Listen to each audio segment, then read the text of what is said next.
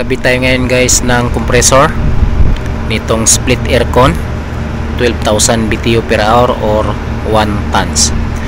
Tapos tatanggalin na natin tong 4-way bulb dahil partially stuck up na siya, kalahati lang yung bukas, so nag-mix yung discharge sa suction, so nasira yung compressor.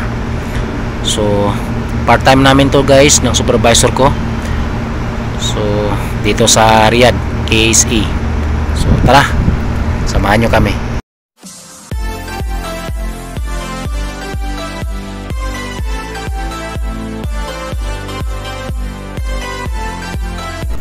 So magkabit tayo ngayon guys ng compressor LRA 53 208 to 30 volts AC, refrigerant R22. So ayan, surplus. So ayan yung mga gamit natin. So dyan natin ikakabit. So tara, samahan nyo kami. So dito natin install. So ito yung chinek up namin kahapon, stuck up na yung compressor. Ayan. So ito yung kakabit natin, yung dala natin LRA 53. Tapos ano guys, dahil nga nag-stuck up yung compressor, malamang nag-partially stuck up itong ano 4-way bulb.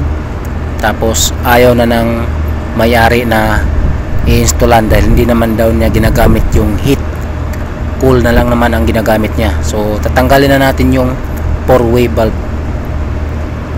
Okay, so usahan na natin.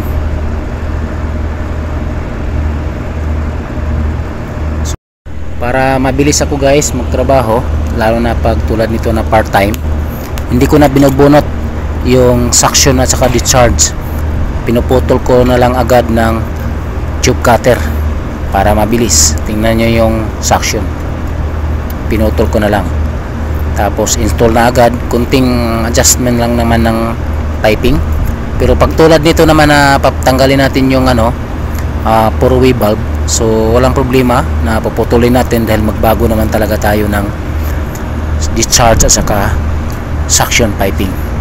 Pero pag hindi natin tatanggalin yung 4-way bulb, mas maganda bubunutin natin gamit yung acetylene para mabilis. So yan, prepare lang natin yung bagong piping. So yan na yung bagong piping natin at saka bagong joint. So prepare lang natin yung acetylene para mahinang na natin. So yan yung kalalabasan ng bagong piping natin. So mabilis lang naman to hinangin guys dahil maliliit lang naman na tubo or copper tube, 1/2 at saka 3/8. So pangatlong part time na namin to ng supervisor ko. So hindi, marami naman, pero ngayon kasing week na to nakatatlo na kami. Nung package aircon na 3, tapos kahapon at saka ngayon. So yung package aircon di ko pa natapos na edit dahil habang video ito kasi maiksi lang, so nauna kong natapos na edit. So kahit pa paano guys, paminsan-minsan maka part time na nagdagdag ng allowance. So ito, tapos nating nahinang, yan yung kinalabasan ng bagong mga piping natin, charge at saka suction. So prepare lang natin yung vacuum. So ayan, vacuum na tayo.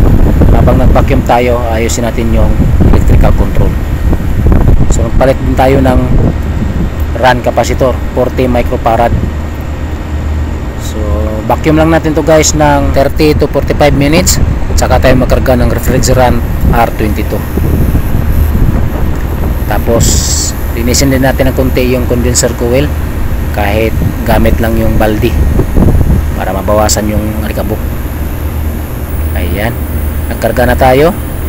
So kulang pa tayo ng karga, nag-yellow pa yung discharge line, 6.3 pa yung running ampere.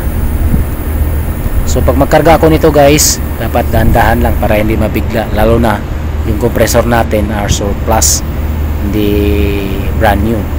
So dahan-dahan lang para hindi mabigla. So yan yung suction pressure, 55. So hindi pa masyadong kalamigan yung suction dahil mainit yung sa loob ng kwarto dahil 3 araw tong naka-off. So ayan, lumamig na, nagpapawis na yung suction pipe. 8.8 pa rin yung running ampere yung karga natin. So 56. So ayan, 56. Ayan, tapos yung running ampere natin same pa rin, 8.8. So ayan, okay na guys. Kahit pa paano guys, 250 SR pwede na to, pambili ng ulam. Okay, thank you guys.